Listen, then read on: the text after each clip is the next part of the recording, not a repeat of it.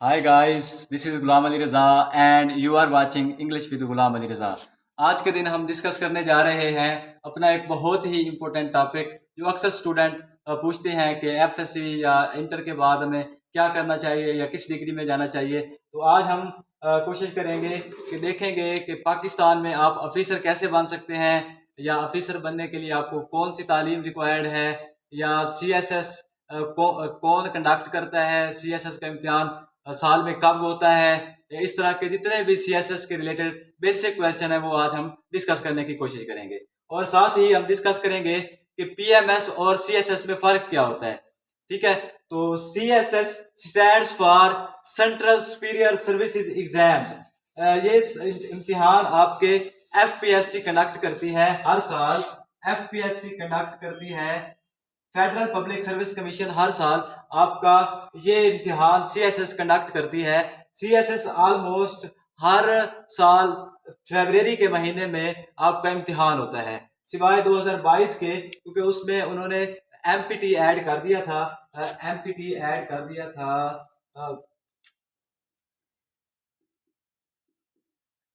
अच्छा जी, अब 2021 से पहले एमपीटी नहीं होता था। एमपीटी क्या होता है? एमसीक्यूज बेस्ड प्रीलिमिनरी टेस्ट होता है। मतलब सीएसएस के लिए आप तब ही एलिजिबल हैं जब आप एमपीटी देते हैं।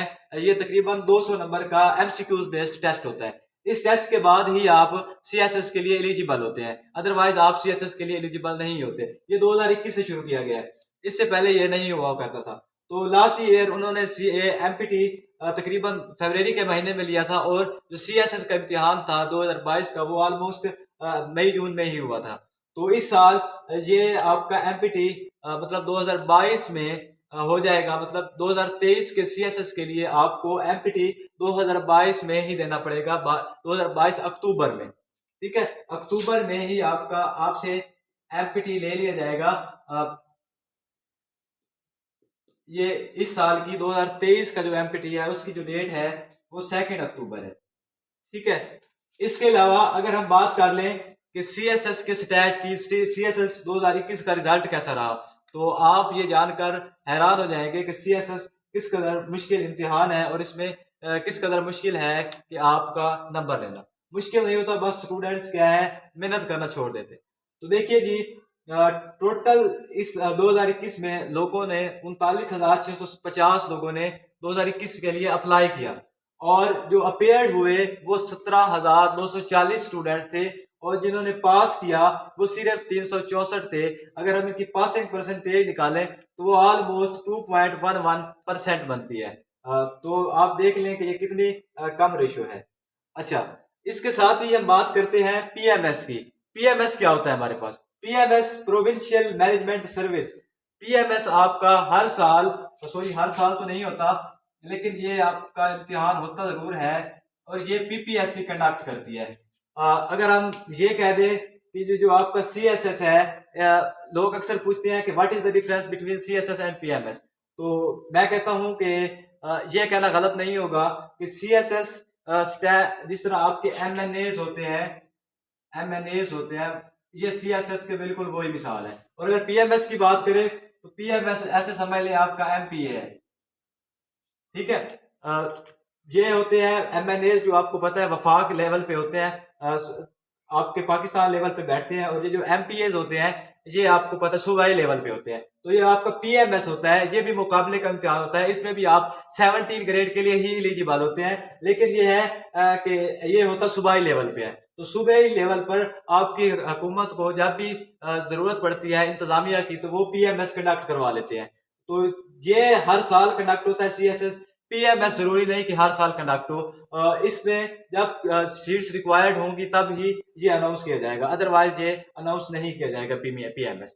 तो पीएमएस आपका पीपीएससी कंडक्ट करती है। अब अगर हम इनके पेपर स्ट्रक्चर की बात करें कि पेपर इनका कैसे होता है या इनमें कौन कौन से सब्जेक्ट्स होते हैं या कितने मार्क्स का ये पेपर होता है इनका, तो वो हम डिस्कस कर लेते हैं।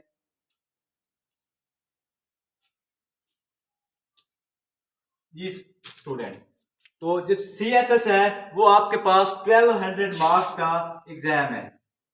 1200 मार्क्स का एग्जाम है और आपका पीएमएस ये भी 1200 मार्क्स का ही है।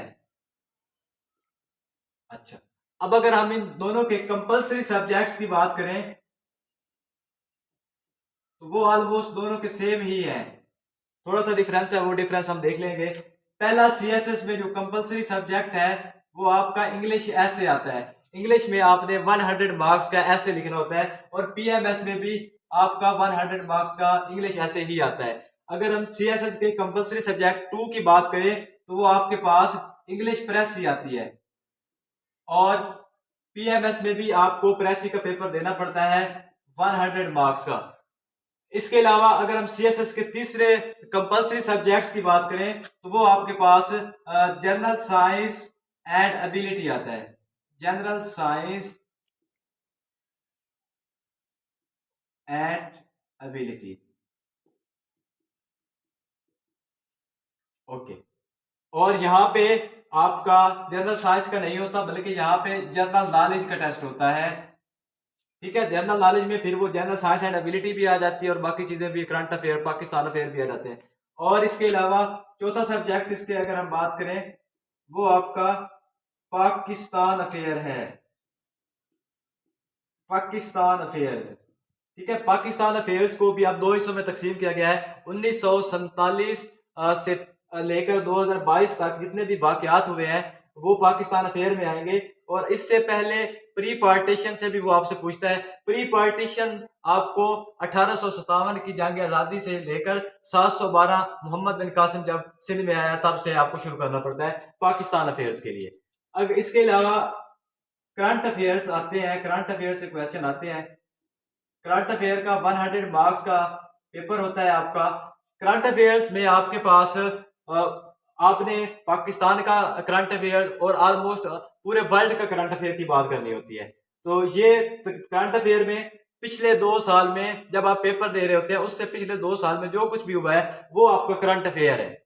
पूरे ग्लोब में, पूरी दुनिया में जो कुछ भी हुआ है वो आपका करंट अफेयर है। अगर हम लास्ट सीएसएस के कंपलसरी सब्जेक्ट की बात करें तो वो आपके पास इस्लामियात है, इस्लामिक स्टडीज है। अच्छा, यहाँ पे जीके की अगर हम बात करें तो ये जो जीके है ये general science and ability, Pakistan affair और करंट अफेयर, ये तीनों आप ऐसा समझ लें इसमें जीके में ही फॉल करते हैं। और ये जो general science and ability, Pakistan affair और करंट अफेयर, ये तीनों भी जनरल नॉलेज के ही टेस्ट समझे जाते हैं सीएसएस में। तो ये जीके का ही आपका टेस्ट पेपर होता है। अगर हम पीएमएस के चौथे सब्जेक्ट की बात करें तो वो आपके पास होता है इंग्लिश ऐसे हो गया, इंग्लिश प्रेस हो गया, जनरल नॉलेज हो गया। इसके बाद आपके पास इस्लामिक स्टडीज का ही पेपर होता है। और 5वें नंबर पे अगर हम बात करें तो वो आपके पास पाकिस्तान स्टडीज का पेपर होता है। और अगर हम अपने लास्ट पेपर की बात करें पीएमएस के last paper, last compulsory subject की, तो दैट इज उर्दू। अब ये इसमें एक अलग चीज है, सीएसएस में उर्दू का पेपर नहीं होता, पीएमएस में आपको उर्दू का पेपर भी देना पड़ता है। उर्दू 100 मार्क्स की कंपलसरी सब्जेक्ट्स में पीएमएस में आती है। तो पीएमएस में आपको 100 मार्क्स का उर्दू का सब्जेक्ट भी देना पड़ेगा। अगर हम इनके ऑप्शनल की बात करें तो ऑप्शनल की एक लंबी लिस्ट है आपके पास। स्टूडेंट अक्सर पूछते हैं कि किस सब्जेक्ट में हम क्या है वो करें, ग्रेजुएशन करें जो आप हमारी हेल्प हो सके आगे सीएसएस में या पीएमएस में। तो उसके लिए आपको सब्जेक्ट की कैद नहीं है, सब्जेक्ट जिसमें भी आप ग्रेजुएशन करें उसका कोई मसला नहीं, लेकिन ये है कि आपका एक अंडरस्टैंडिंग चीजों के बारे में बिल्ट होनी चाहिए। तो जो सीएसएस है ये ऑलमोस्ट 600 नंबर के इसके कंपलसरी ऑप्शनल होते हैं, इसमें भी 600 नंबर के ऑप्शनल होते हैं। लेकिन इनमें फर्क ये है कि जो सीएसएस है उसमें सिर्फ एक सब्जेक्ट ही ऐसा होता है, ओनली 1 सब्जेक्ट होता है जो आपका 200 मार्क्स का होता है। बाकी सारे सब्जेक्ट आपको 100 मार्क्स के ऑप्ट करने होते हैं। लेकिन पीएमएस में आपको 3 सब्जेक्ट्स 200 मार्क्स के ऑप्ट करना पड़ते हैं पीएमएस के लिए। तो पीएमएस में आपको 3 सब्जेक्ट्स ऑप्ट करना पड़ेंगे 200 मार्क्स के। इसमें भी आपके पास एक लंबी लिस्ट है, लेकिन सीएसएस के मुकाबले में एक छोटी लिस्ट है। यहाँ पर ये अभी इतना स्टैंडर्डाइज्ड आपका मजमून नहीं, पेपर नहीं लेते। बस ये सीएसएस आपका हर साल होता है और बड़े शानदार तरीके से होता है। अच्छा जी स्टूडेंट, तो ये थी आज की हमारी वीडियो। उम्मीद करता हूँ स्टूडेंट्स आपको पसंद आई होगी। अगर कोई मजीद क्वेश्चन रह गए हो तो वो आप कमेंट सेक्शन में पूछ सकते हैं। थैंक यू, टेक केयर, अल्लाह हाफिज़।